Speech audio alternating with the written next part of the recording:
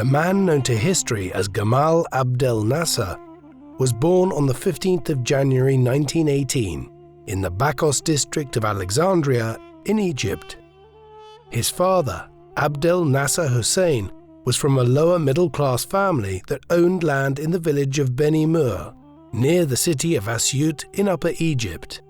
At this time, the Egyptian middle class constituted a small section of society distinct from the pashas of Turkish origin who owned most of the land and the millions of peasants who farmed it as tenants.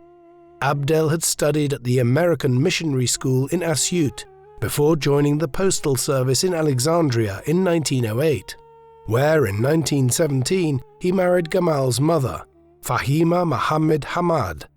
Fahima was the daughter of a coal merchant. After marrying, she had 4 sons. Gamal was the eldest. He was very close to her and was devastated by her death in 1926 while giving birth to her 4th child. Gamal was living in Cairo with his paternal uncle Khalil at the time of his mother's death and did not learn about it until several months later. Abdel's decision to remarry in 1928 created distance between Gamal and his father. Gamal grew up during a period of considerable instability in Egypt. For centuries, the country had been part of the Ottoman Empire, which ruled the Middle East and the Balkans from Constantinople, now Istanbul. Yet, with the decline of Ottoman power in the 18th century, Egypt had become increasingly autonomous. European influence increased here following the opening of the Suez Canal in 1869. However, although the French had been the driving force behind the Suez Initiative, it was the British who effectively established control in all but name over Egypt in the 1870s, as they sought to protect the new sea route to British India, the crown of their empire. Eventually, when the Ottoman Empire entered the First World War against Britain, Egypt's status was upgraded to a British protectorate. Yet, while the war had seen British control of Egypt made starkly clear, it also had seen the general rise of Arab and Muslim nationalism across the Middle East and into North Africa. Consequently, in 1919, the Egyptian nationalist leader Saad Zaghlol led the Egyptian Revolution as Egyptian nationalists called for independence from Britain. The British initially tried to resist these efforts and exiled Zaghlol to the Seychelles in the Indian Ocean, but eventually the government gave in to demands for greater autonomy and established the independent Kingdom of Egypt, with the Sultan becoming King Fuad I. Zaghlol was allowed to return from exile in 1923, and his Wafd party won a landslide in national elections the following year. Nevertheless, while there was a veneer of independence after being granted to Egypt, British oversight of affairs in the country remained great, and troops remained stationed here as London continued to protect its vital interests in Cairo and over the Suez Canal. During these tumultuous years in Egyptian politics, Nasser's father Abdel was constantly transferred from place to place for his work with the postal service. Gamal tended to follow his family around, moving to Asyut at the age of 3 and to Hatatba, north of Cairo, a couple of years later. Between the ages of 7 and 9, Gamal spent 3 years in Cairo, studying at the El Nahassin Elementary School, where he lived with his uncle Khalil, a civil servant.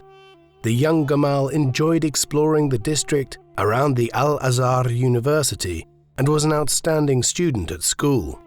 In 1929, he attended a private boarding school in Helwan in southern Cairo, before returning to Alexandria to rejoin his father, who had been posted back to the Mediterranean port city. While studying at the Ras El Tin High School in Alexandria in 1930, Nasser joined a student demonstration in Manshia Square without knowing what it was about. After being arrested by police, Nasser learned that the protest had been organized by the Nationalist Young Egypt Society, protesting against the Egyptian government's annulment of the 1923 constitution to reduce the power of parliament. After spending a night in prison and being bailed out by his father, Nasser gradually became more politically conscious, in opposition to British rule in Egypt. In 1933, Gamal moved to Cairo with his family and went to the El Nada school, where he became head of the student union. Living in close proximity to the National Library, he spent his spare time reading the biographies of historical figures that had impacted on Egyptian history. People like Alexander the Great, Julius Caesar, Napoleon, and Lawrence of Arabia. He was also interested in the lives of revolutionary leaders and nation builders, such as Otto von Bismarck and Giuseppe Garibaldi, the two figures who had unified Germany and Italy in the middle of the 19th century. The young Nasser was also heavily influenced by Mustafa Kamil, the anti-British lawyer and journalist who founded the Egyptian Nationalist Party, and Ahmed Shawki, considered to be the greatest Arab poet of the day. Another key influence was Tawfiq al-Hakim, a writer whose first novel, Return of the Spirit, was published in 1933 and called for a charismatic leader to guide the Egyptian people to freedom from European colonialism.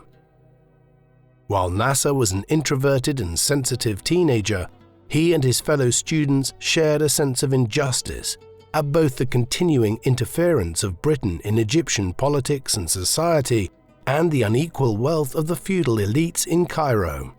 In 1935, he wrote to his closest friend, Hassan al-Nashar, "They say the Egyptian is a coward, that he is afraid of the slightest sound. He needs a leader to lead him in the struggle for his country." By this means, this same Egyptian would become a thunderclap, which would make the walls of tyranny tremble. Clearly, even as a boy in his late teens, Nasser was already highly politically conscious. In 1935 and 1936, demonstrations broke out over the country, demanding the restoration of the 1923 Constitution. The popular political movements at the time included the Muslim Brotherhood, which urged Egyptians to turn away from foreign influences and to return to Islam as a guide for social and political order. The fascist-inspired Young Egypt movement, also known as the Green Shirts and the Blue Shirts of the Wafd Party, but while Nasser flirted with all these movements, he does not appear to have joined any of them. On the 9th of November 1935, Nasser led a student protest in Cairo after British Foreign Secretary Sir Samuel Hoare refused to reinstate the 1923 Constitution. Nasser was shot by police and was mentioned in the nationalist Al-Jihad newspaper the following day. On the 12th of November, King Fouad responded to popular pressure and reinstated the 1923 Constitution. The demonstrations against British rule continued into 1936, and Nasser dedicated most of his time to political activities, attending school for only 45 days during his final year at El Nada. In April 1936, King Fouad I died and was succeeded by his son King Farouk I, who was welcomed as a more liberal ruler. Shortly afterwards, in August 1936, the Anglo-Egyptian Treaty was signed, which gave Egypt greater control over its foreign policy and led to the country joining the League of Nations in 1937. Nasser was opposed to the treaty on the basis that it allowed for a continued British military presence in Egypt, including 10,000 troops to protect the Suez Canal. Meanwhile, he hoped to go to the military academy after leaving school, but his initial application in 1936 was rejected owing to his lack of social connections and his previous involvement in student protests. Unperturbed, he applied again before long, this time petitioning the Under-Secretary of War, General Ibrahim Hairi, who looked favorably on the zealous young man's case. Nasser was accepted into the academy in March 1937. During his 17 months at the academy, Nasser met Abdel Hakim Amer and Anwar Sadat, both of whom became close friends of his and whose paths would be intrinsically entwined for many years to come. Nasser excelled in his studies in administration and graduated quickly in 1938 as a second lieutenant. His first posting was in Mankabad, not far from his ancestral home of Beni Mer. before being posted in the early 1940s to Khartoum in Sudan, accompanied by Amer. Nasser's posting to Sudan was a result of the shifting politics and military situation in Europe and how it was impacting on Africa. War had broken out between Britain and Germany in September 1939, and in the summer of 1940, Italy had joined the Second World War with the Germans. This brought the fighting to Africa, where Italy had colonies both to the west of Britain's position in Egypt and to the south in the Horn of Africa. It was in an effort to shore up the southern border of Egypt and the Sudan that officers and soldiers like Nasser were sent to Khartoum in the early 1940s. Eventually, though, with a German expeditionary force, the Afrika Korps under Field Marshal Erwin Rommel, arriving in Libya in late 1941, Nasser was sent north again. These developments also involved Britain reasserting nearly full control over Egypt, and King Farouk was revealed as little more than a puppet ruler in 1941 and 1942, something which deeply troubled Nasser and other officers of a nationalist bent in the Egyptian military. Nasser's close friend Anwar Sadat had even attempted to join Rommel's forces but was arrested. These developments dealt a fatal blow to King Farouk, who was already increasingly unpopular amongst his subjects. In tandem, the Muslim Brotherhood and Young Egypt movement gained popularity at the expense of Wafd, which never regained its dominant role in Egyptian politics. In late 1942, General Bernard Montgomery defeated Rommel at the Battle of El Alamein, decisively shifting momentum in the Allies' favor in North Africa.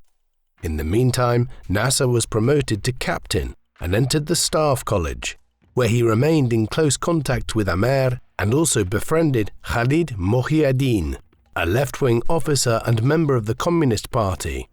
Both men had contacts with the Muslim Brotherhood but continued to keep their distance due to ideological differences. In early 1943, Nasser was appointed an instructor at the academy. On the 29th of June 1944, he married Tahir Mohammed Kazim, the daughter of an Iranian rug merchant, whose brother Abdel Hamid was a friend of Nasser's. Tahir was a highly educated woman, fluent in English and French. The couple moved into a house in the Cairo suburbs, where they would have 2 daughters, Hoda and Mona, followed by 3 sons, Khalid, Abdel Hamid, and Abdel Hakim. Not only did Tahir manage the household and bring up the children, she would also help him in his political aspirations. While Nasser would fight many stressful political battles in his life, his family life remained a source of stability and happiness for him. In 1944, the Arab League was founded with its headquarters in Cairo as an association which would further pan-Arab goals after the war. Many in Egypt viewed it as a means to fully end British rule in the country once and for all, once the war ended in 1945.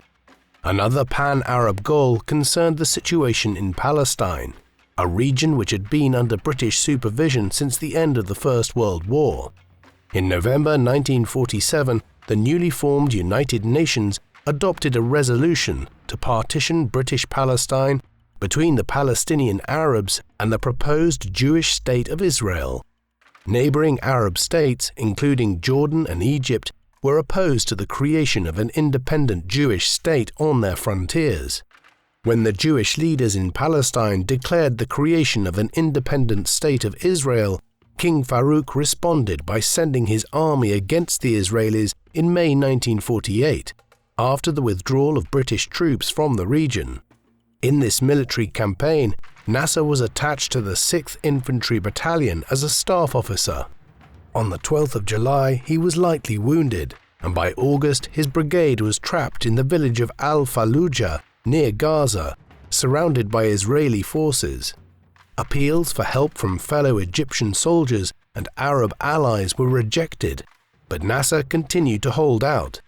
In February 1949, Nasser joined the Egyptian delegation to sign the UN-brokered armistice with Israel, which recognized the Egyptian occupation of the Gaza Strip an arrangement that fell considerably short of Egyptian objectives for the war.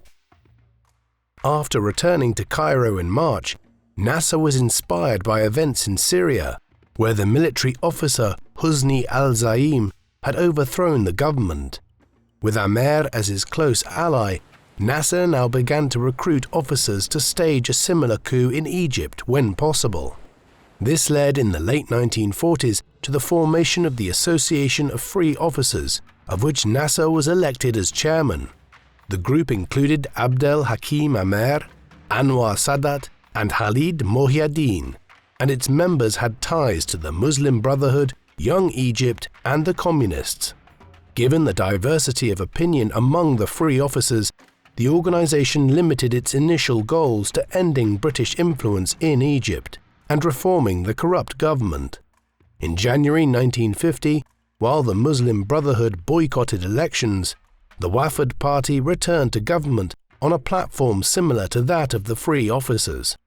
The situation threatened the free officers' purpose, but the organization was far from being prepared to overthrow the government. In October 1951, Prime Minister Nahar's decision to discard the Anglo-Egyptian Treaty led to popular demonstrations in the Suez Canal zone against the British military presence there. Meanwhile, there was a growing conflict developing between King Farouk and the Officers' Club, with Nasser pushing for the candidacy of General Mohammed Naguib, a decorated war hero, to senior position within the government, to be promoted, a point of contention between the Crown and officers like Nasser. The growing tensions came to a head in July 1952, when Nasser learned that the king had a list of the names of the members of the Association of Free Officers and was planning to arrest them.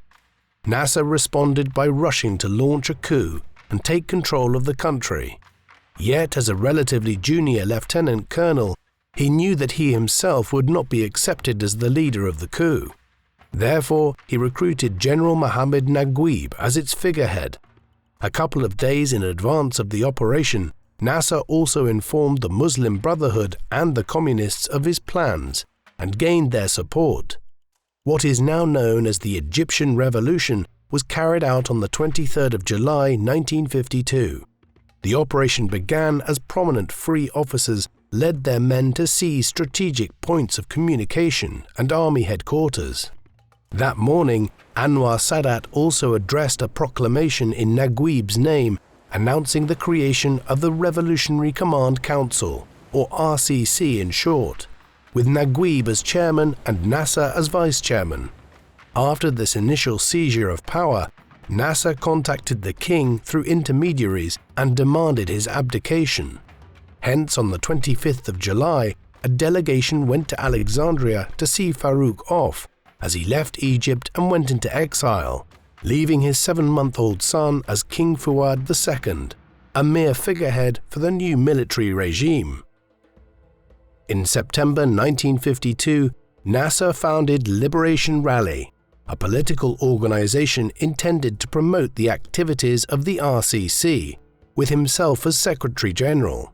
The goal was to further Nasser's own political agenda, as the loose coalition that he and the military officers had built up with the Muslim Brotherhood and the Communists in order to seize power had collapsed soon after the Egyptian Revolution, as their ideological differences became clear.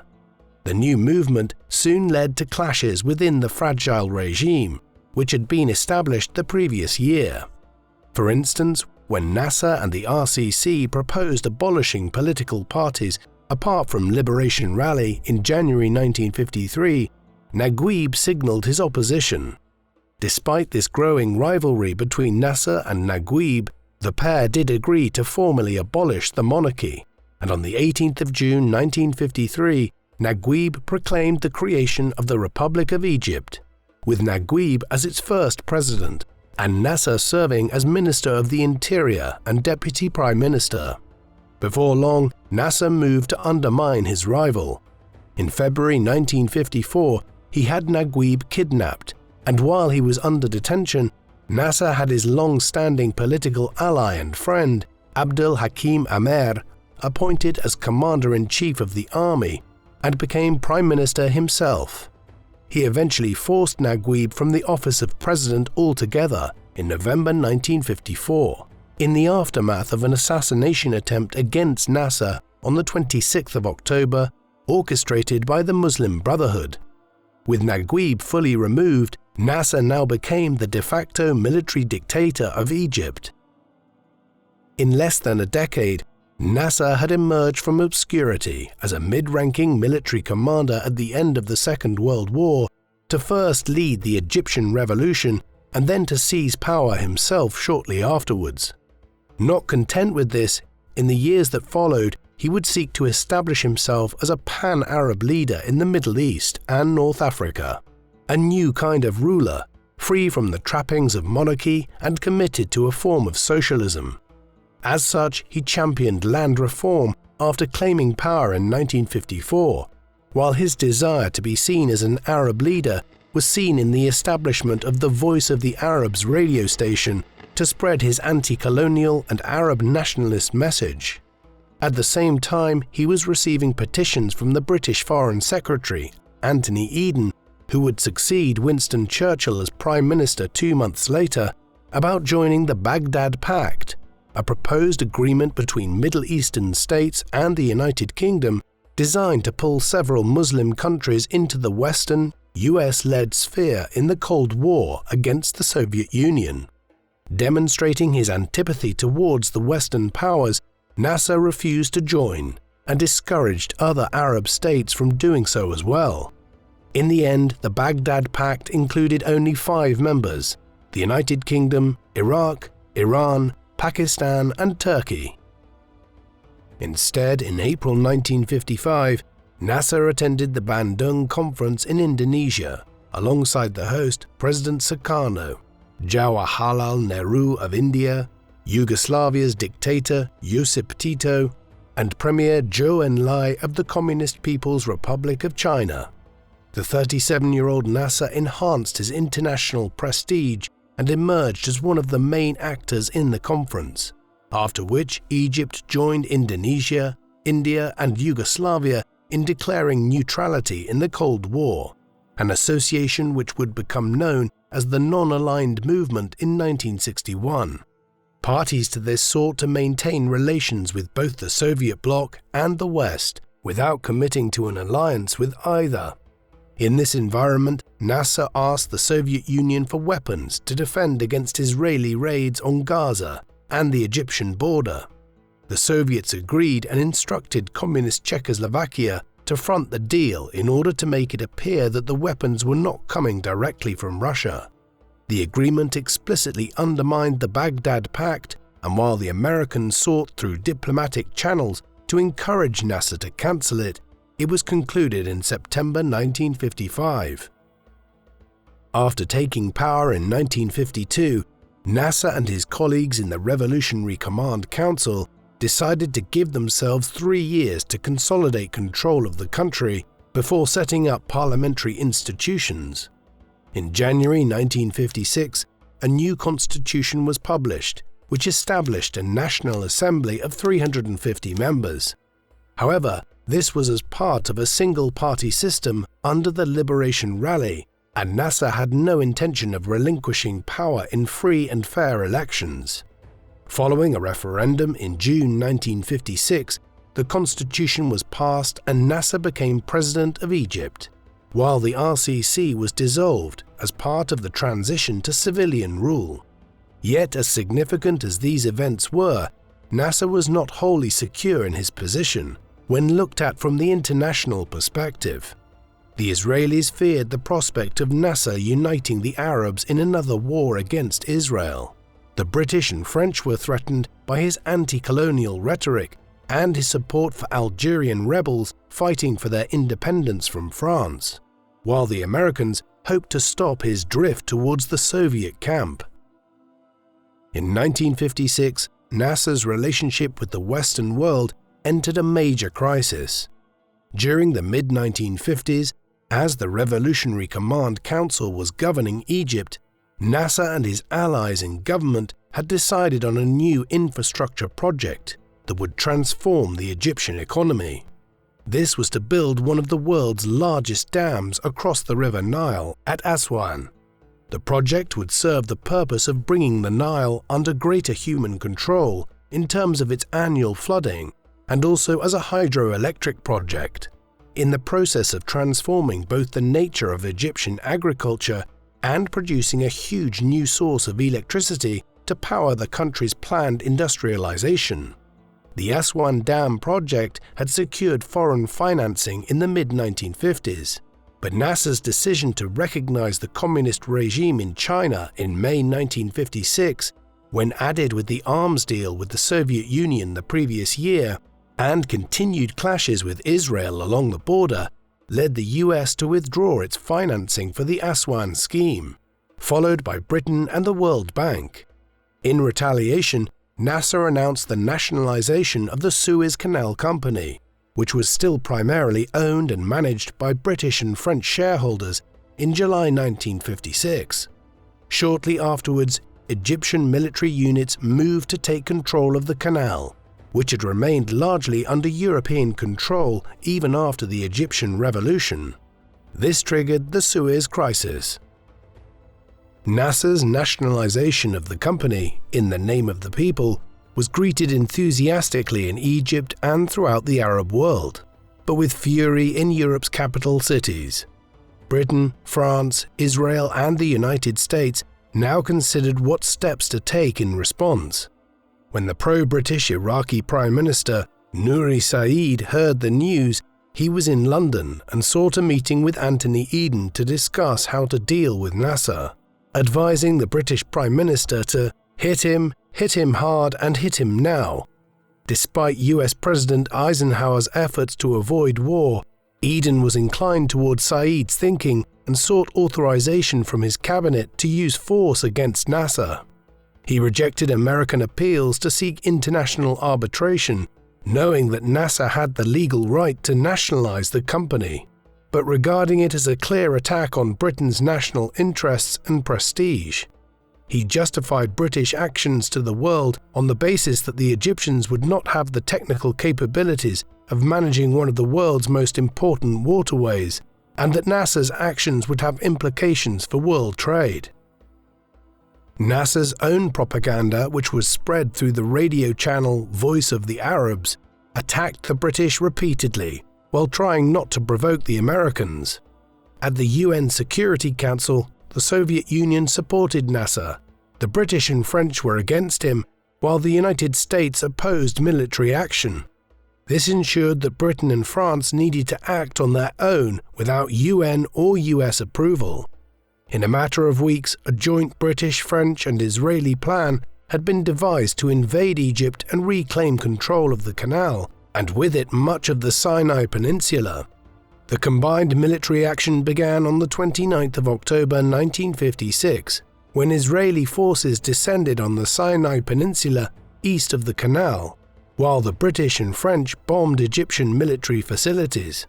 While some of his allies urged him to surrender, Nasser vowed to fight on and formed a people's militia of 400,000 men, which he called the Liberation Army. Knowing that the poorly equipped Egyptian armed forces were outgunned, Nasser ordered the evacuation of Sinai with the intention of fighting a guerrilla war, drawing the enemy into the desert. In tandem, he ordered the evacuation of the Egyptian Air Force to Sudan and Saudi Arabia, before sinking 47 ships to block the canal. When British and French paratroopers began to land at Port Said on the northern end of the canal on the 6th of November, Soviet Premier Nikolai Bulganin threatened a nuclear strike against the British, French, and Israelis. On the same day, President Eisenhower called for an immediate withdrawal of British, French, and Israeli troops from Egypt. The unequivocal American demand led to a UN ceasefire resolution on the 7th, by which time the Israelis had occupied much of the Sinai Peninsula. While Eisenhower's intervention was decisive, Nasser gained global esteem for facing down the British and French. UN resolutions accepted that the canal belonged to Egypt, and British and French forces withdrew in December. Anthony Eden resigned as Prime Minister on the 9th of January 1957, while the Suez Canal was cleared of the ships and debris and was reopened on the 8th of April, a month before the Israeli occupation forces completed their withdrawal from Egypt. Broadly, the entire incident had been a devastating blow against British national pride in particular, and the Suez Crisis is generally seen as marking the beginning of the end for Britain's empire, with its colonies across Africa acquiring independence in the decade that followed. As such, Nasser played an important part in the decolonization of Africa in the middle of the 20th century. Nasser's performance during the Suez Crisis elevated him to the status of a national hero, and he used his increased reputational standing to push through new economic measures in the late 1950s. In the first 5 years after coming to power, Nasser had largely limited his economic initiatives to land reform, but in 1957 he also began nationalizing the remaining British and French assets in Egypt, though he paid compensation to shareholders. While the state took control of large parts of the economy and set up an economic development organization, for the time being Nasser stopped short of full nationalization, and 2/3 of Egyptian enterprises remained privately owned. He invested in agriculture and industry, and accepted a $300 million loan from the Soviet Union to build the Aswan Dam and replace the Western financing which had been removed in 1956. As part of his effort towards developing the Egyptian economy, he also expanded access to education and supported technical and vocational schools, while persuading the leaders of Al-Azhar University to modernize their curriculum and begin teaching the sciences. Nasser's popularity was at a peak following the Suez Crisis, not just at home in Egypt, but further afield across the Middle East. But his pan-Arab nationalism was also causing alarm in America. Despite Eisenhower's decisive intervention in the Suez Crisis, the promulgation of the Eisenhower Doctrine in January 1957 pointed towards American commitment to stopping the spread of communism in the Middle East. Although Nasser was no communist, his arms deal with Moscow and acquisition of funding for the Aswan Dam had convinced many in Washington that he was, and the Eisenhower Doctrine was essentially designed to isolate him by establishing American alliances with King Saud of Saudi Arabia, King Hussein of Jordan, and Prime Minister al-Said of Iraq, as British influence in the Middle East was replaced by American influence in the aftermath of Suez. The US also began efforts to support Islamist groups such as the Muslim Brotherhood in Egypt at this time, in an effort to undermine Nasser. Nasser's pan-Arab approach, one which sought to unify the Arab states in North Africa and the Middle East in common purpose against foreign interferences, experienced mixed fortunes in the years that followed. On the other hand, in 1957, King Hussein of Jordan began moving his country away from Egypt diplomatically, alarmed by the threat which Nasser's popularity posed to his own control over Jordan. Matters were different, though, further to the north in Syria. The country had been highly unstable after French colonial rule ended in 1946, with the radical Ba'ath movement and the communists both vying to undermine the more moderate government. Nasser was soon being pulled into this conflict. In January 1958, a delegation of Syrian army officers flew to Egypt to petition Nasser to support a political union between Egypt and Syria. Nasser was initially reluctant to do so, since Egypt and Syria did not share a border and were separated by Israel and Jordan, but he agreed on the condition that he would have full control over the new combined state. A new National Assembly would be created with 400 Egyptian and 200 Syrian delegates. With this peculiar arrangement in place, on the 1st of February 1958, the United Arab Republic was proclaimed, with Nasser as its president. Later that month, he went to the Syrian capital of Damascus and visited the tomb of Saladin, the Islamic warlord who had led the Muslims during the Third Crusade at the end of the 12th century.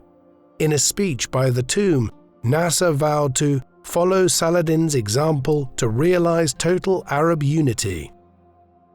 The creation of Nasser's United Arab Republic shocked the Arab world, and Nasser's rival, Iraqi Prime Minister Nouri al-Said, now aimed to offset it and protect his own position through a royal union between Iraq and Jordan. However, before any such royal union could be undertaken, the Iraqi monarchical government was overthrown in a military coup, which saw the royal family in Iraq slaughtered. On the same day, having struggled to contain pro-Nasser sentiment in his own country, President Camille Chamoun of Lebanon invoked the Eisenhower Doctrine and US Marines landed in Lebanon. Nasser feared US military invasion, but the election of Fouad Shihab as president of Lebanon in September 1958 eased tensions, and the two sides came to an agreement to resolve their disputes the following March.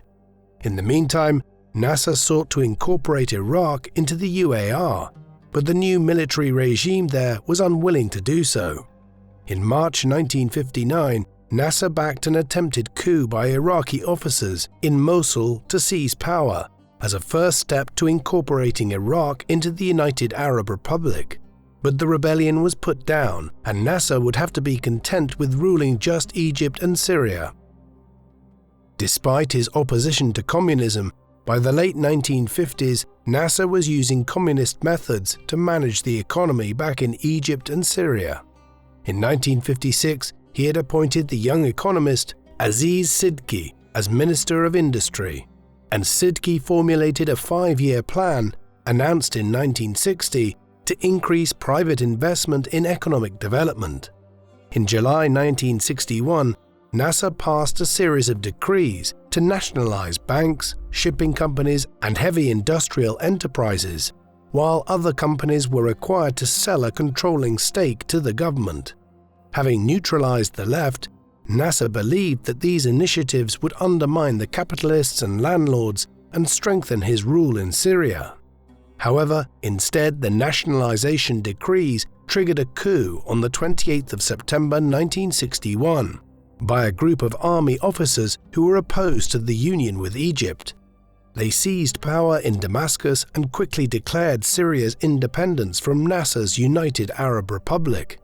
While army units in northern Syria fought to defend the political union with Egypt, and Nasser initially attempted to fight back by landing the Egyptian special forces at the port of Latakia, he decided to recall them within a couple of days, as he was unwilling to shed the blood of fellow Arabs on what seemed like a futile endeavor. Ultimately, the fact that Egypt and Syria were not joined geographically made it impossible to maintain control over Syria from Egypt once a rebellion broke out there. Hence, on the 5th of October, Nasser conceded the secession of Syria and recognized the independence of the new Syrian government, though the United Arab Republic continued to exist as the official name of Egypt until 1971. In the aftermath of the loss of Syria, Nasser embarked on a new wave of economic nationalization at home in Egypt, increasing state ownership in the economy to 51% by 1962. Additionally, Nasser passed a special law confiscating the property of 167 very wealthy individuals and introduced a 90% tax on incomes over 10,000 Egyptian pounds, a relatively low threshold even for the time. Nasser's economic reforms were closely tied to his social policy, and in 1962, Nasser issued a national charter which renamed the National Union to the Arab Socialist Union, reflecting Nasser's pan-Arab and socialist ideologies.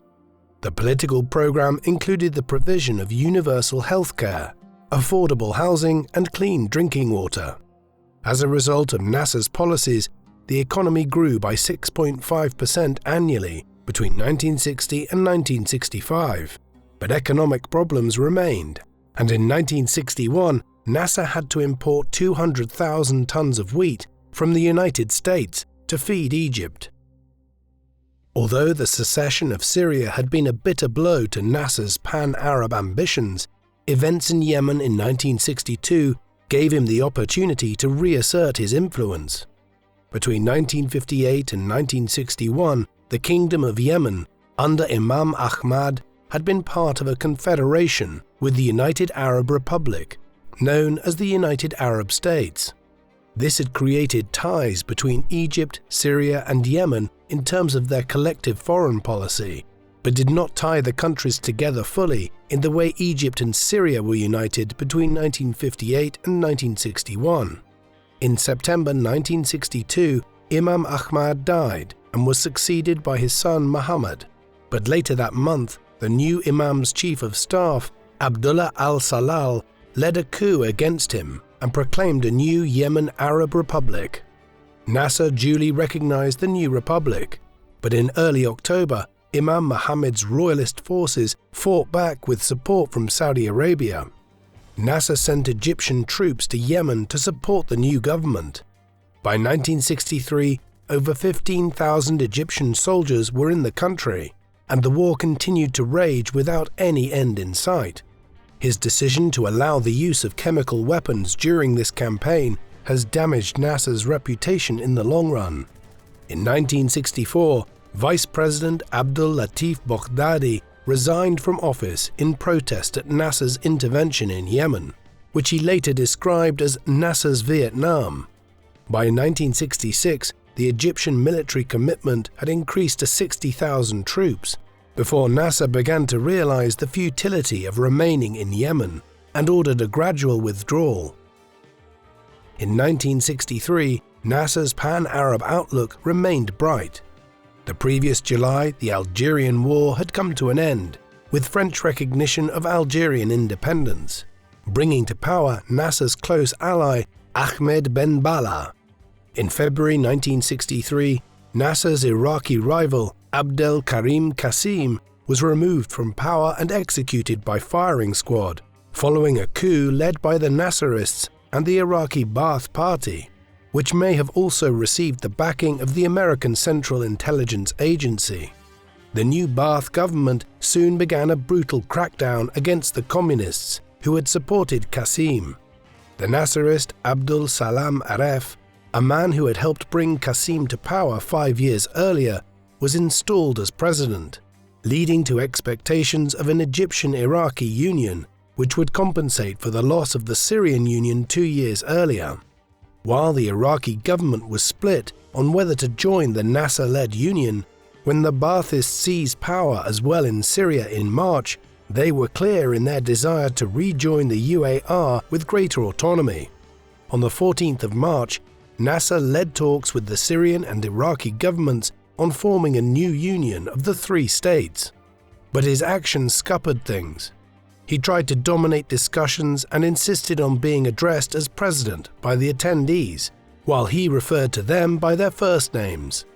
As a result, while a loose arrangement for union was agreed, there were reservations in Syria and Iraq, then delays, and finally the agreement collapsed. There would be no new United Arab Republic. Nasser's socialist economic reforms and his military intervention in Yemen damaged his political standing in Egypt, and by the mid-1960s his rule was finally being challenged from inside his government. Nasser had willingly handed control over the army to his trusted friend Amer. Left to his own devices, Amer had created his own political power base through his control of the army and the security agencies.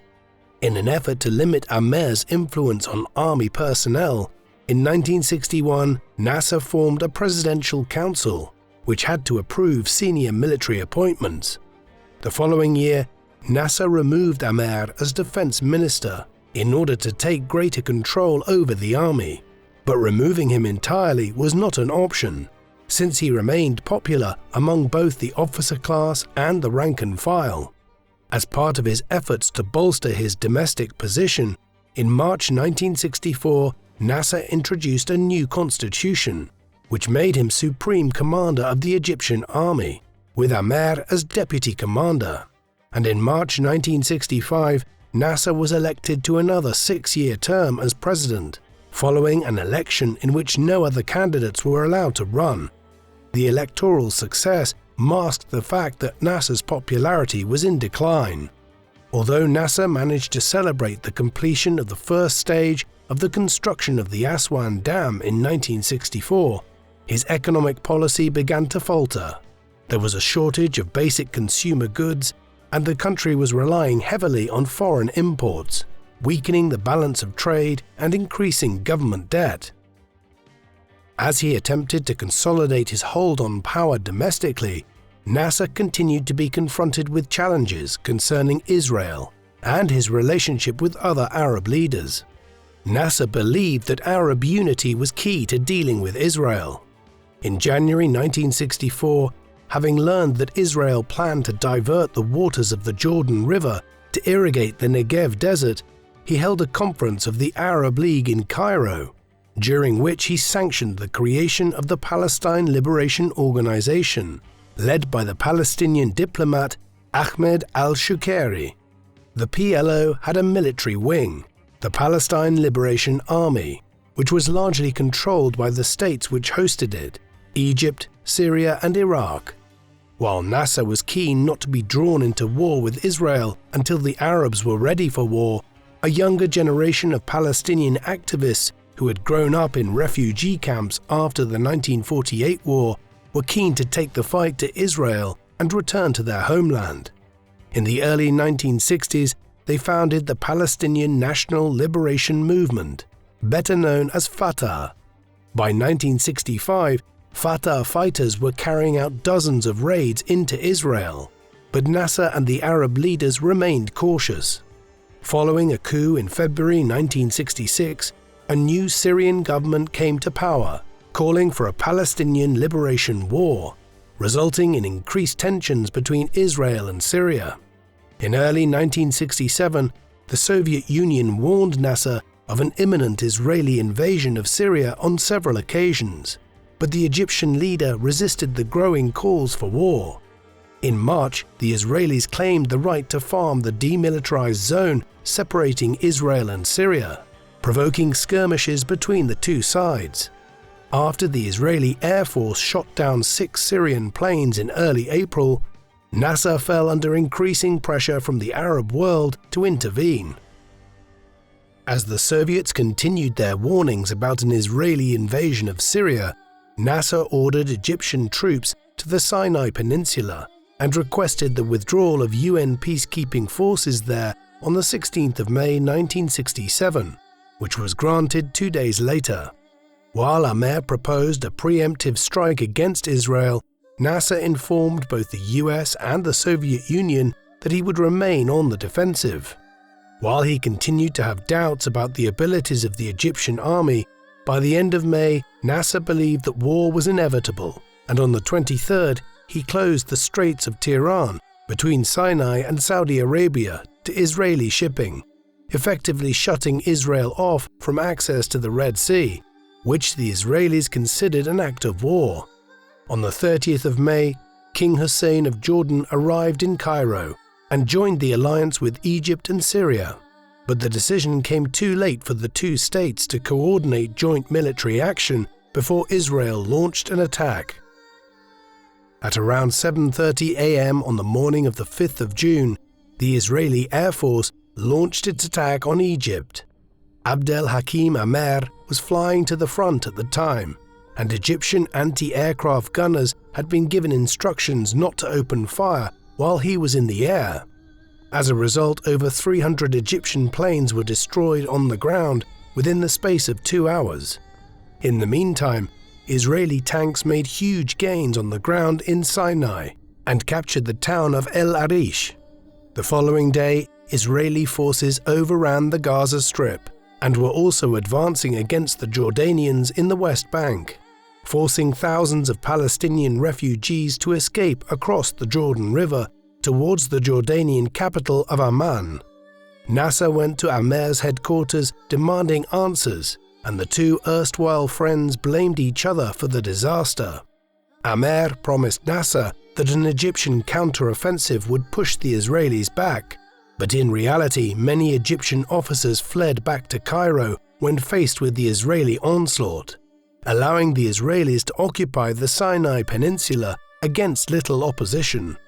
It was not until the 9th of June that Nasser realized how badly the war was going. That evening, he addressed the nation and admitted there had been a major setback. In the meantime, Israel attacked Syria and seized the Golan Heights. By the end of the 10th of June, at the end of what is now known as the Six-Day War, Israeli forces had taken control of the Sinai Peninsula, the Gaza Strip, the West Bank, and the Golan Heights. During his speech on the 9th of June, Nasser offered his resignation from all his political and military offices and indicated that Vice President Zakaria Mohiuddin would succeed him. Mohiuddin had not been informed of Nasser's intentions beforehand and refused to do so. That night, more than 2 million Egyptians took to the streets, begging Nasser to remain in office, prompting him to withdraw his resignation the following day. On the 11th of June, Nasser stripped Amer of his command and appointed Chief of Staff Mohammed Fawzi in his place. The decision provoked an outcry among Amer's loyalists in the army, and in late August, Nasser confronted Amer for plotting against him. Despite Amer's denials, he and a group of 50 officers were arrested. While awaiting trial, Amer took poison and died on the 13th of September 1967. Despite the rivalry and hostility between Nasser and Amer, which resulted in the latter's tragic demise, Nasser continued to refer to the late commander as the person closest to me. Sentimental considerations aside, in early 1968, Nasser continued to purge the army of Amer's supporters and reorganized his cabinet by removing military officials and appointing civilians in their place. While Nasser promised further democratization and liberalization, he concentrated more power in his own hands than ever before. As Nasser consolidated his authority at home, the war with Israel was not officially over, and the Sinai remained under Israeli occupation. In late August 1967, Nasser attended the Arab League summit in the Sudanese capital of Khartoum, where he was overshadowed by King Faisal of Saudi Arabia. On the 1st of September, the leaders agreed to the Khartoum Resolution, which declared no peace with Israel, no negotiation with Israel, no recognition of Israel. Nasser also agreed to a ceasefire in the North Yemen civil war, which allowed him to withdraw his troops. In November, Nasser endorsed UN Security Council Resolution 242, which called for Israeli withdrawal from the territories occupied during the Six-Day War. The Soviet Union provided Nasser with military aid to help rebuild the Egyptian army. For the remainder of his presidency, Nasser aligned with the Communists against the United States in his foreign policy, and in January 1968, he allowed the Soviets to build 3 naval bases on Egyptian soil. In the meantime, the PLO and the Fatah movement, under the leadership of an emerging figure, Yasser Arafat, moved to the border town of Karame in Jordan and began to launch guerrilla raids across the river to the West Bank against Israel. On the 21st of March 1968, the Israelis attacked the Palestinians in force in an attempt to destroy the camps and capture Arafat. The Palestinians fought tenaciously at Karame and were later reinforced by the Jordanian army, forcing the Israelis to withdraw. The Israelis suffered heavy casualties, with almost 30 killed and around 70 wounded. Though the Palestinian dead numbered more than 100, the battle was a victory for the Arab forces and served to restore some of the wounded Arab pride following the disastrous defeat of the Six-Day War. Nasser was delighted with Fatah's success and invited him and the PLO leaders to Cairo. During the meeting, Nasser ceded the leadership of the Arab cause against Israel to Fatah, explaining that the Palestinians were freer to pursue the cause as they were not bound by UN resolutions. Nasser agreed to provide Arafat with as much military and financial aid as he required to liberate Palestine, but when the latter was unable to say how long it would take for him to do so, Nasser suggested a compromise peace with a Palestinian state made up of the West Bank and the Gaza Strip, the two-state solution. Israel had refused to give up its conquests from the Six-Day War, and in January 1968, Nasser began a war of attrition by attacking Israeli positions on the east bank of the Suez Canal in an attempt to retake the Sinai Peninsula.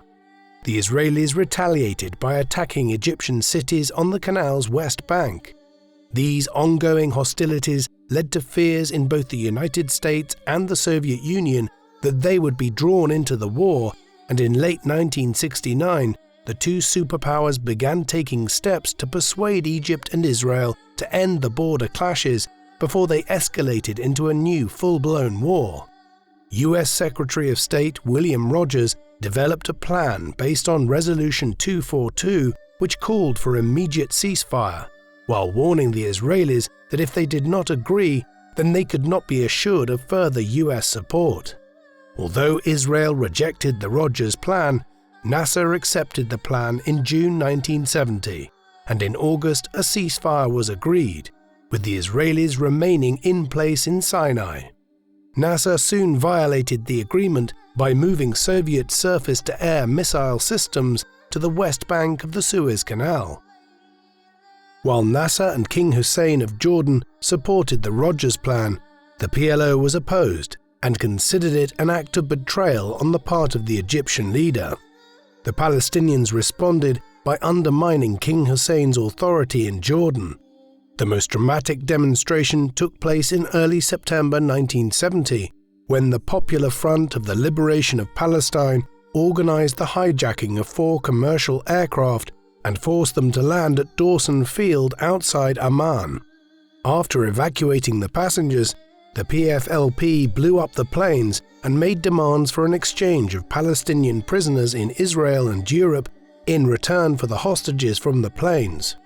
While Nasser managed to broker an agreement following the hijackings, on the 16th of September, the Jordanian army attacked the PLO in an attempt to eradicate the organization.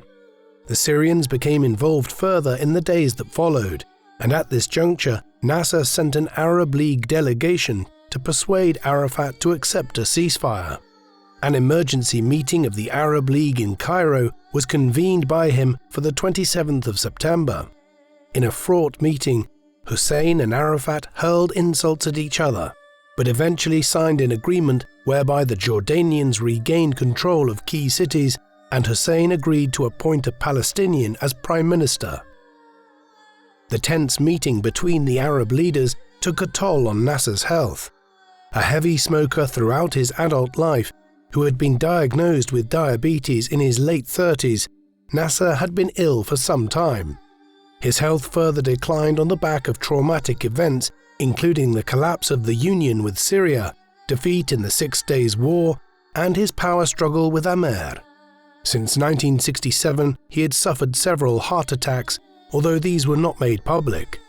On the 28th of September 1970, hours after bidding farewell to the Emir of Kuwait, the last Arab leader to leave the Cairo conference, Nasser suffered a heart attack and was taken home, where he died that evening at the age of just 52. An estimated 5 million mourners turned out for his funeral in Cairo on the 1st of October 1970. Both King Hussein and Yasser Arafat, the two men who had quarreled so viciously days earlier, attended the funeral and wept openly. Nasser was succeeded as president by Anwar Sadat. As Speaker of the National Assembly for most of the 1960s, Sadat had not played a prominent role in Nasser's government, but he had been appointed vice president in December 1969, and after succeeding to the presidency, he remained in office until his assassination in October 1981. In 1973, Sadat launched the Yom Kippur War against Israel and regained an Egyptian foothold on the east bank of the Suez Canal, and following the Camp David Accords, brokered by US President Jimmy Carter in 1978, an Egyptian-Israeli treaty signed in 1979 recognized Egyptian sovereignty over the Sinai Peninsula. Gamal Abdel Nasser leaves a far-reaching legacy in Egypt and the wider Arab world. His political views, notably his pan-Arab nationalism, were born of the tumultuous period of Arab history in the 1920s and 1930s as the Arabs attempted to remove the British and French from the Middle East in the aftermath of the First World War. Out of this, he emerged as a leader of the Association of Free Officers, which overthrew the British-backed monarchy in Egypt in 1952. After securing full power in 1954, Nasser established himself as a unique leader of the age. He was deeply committed to pan-Arabism and also determined that Egypt would walk its own line in the Cold War, not allying closely with either the US or the Soviet Union. Instead, he adopted a more moderate form of socialism. His policies were successful to some extent, while the development of the Aswan Dam transformed Egypt's economy in many ways. Yet Nasser will ultimately be judged on his foreign policies. On the one hand, Nasser's decision to nationalize the Suez Canal and his staring down of Britain and France seems reasonable in retrospect, ending European interference in what was a sovereign state, while it has also guaranteed him a place in the annals of wider modern history, as African decolonization accelerated rapidly after Suez. But elsewhere, his initiatives were less successful. The United Arab Republic was short-lived. His interference in the North Yemen civil war in the 1960s was ill-judged, and his approach towards Israel left Egypt more insecure on its northeastern border when he died than when he seized power in the mid-1950s. Overall, there were both successes and failures to Nasser's rule, but there is no doubt he was one of the more substantial figures in modern Arab history.